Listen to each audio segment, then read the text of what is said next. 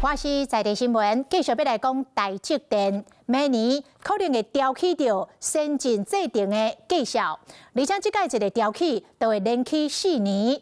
讲这代表台积电进一步扩大你的全球精益代工市场的议价能力。When TSMC in the old days manufactured the first profitable wafer, the moment that happened, they could build up the factories as large as they want. And so that's really the moment we're looking for. AI 教父黄仁勋伫华府一直学到台积电，毕竟护国神山就是回答上强的判。不过市场传出台积电已经通知客户，5奈米以下先进制程已经连续4档起3%至5%。要维持跟提升毛利率，整体目前是供需失衡，那么产能紧俏的一个态势。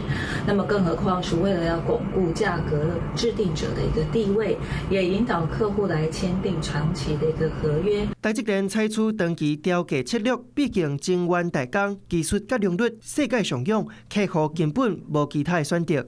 Introducing N2, the best-in-class logic technology featuring nanosheet transistors. 尤其台积电2奈米，更较互真侪客户手破血。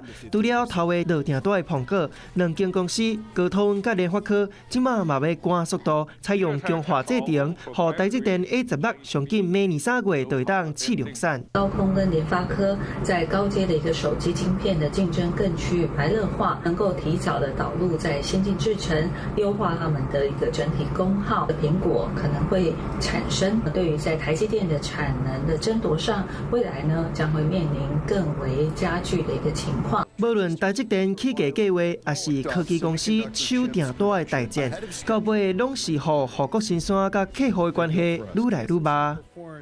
Hello， 大家好，我是林依文。想要抢先掌握最及时的新闻资讯吗？赶快订阅、按赞、开启小铃铛，锁定华视新闻的 YouTube 频道。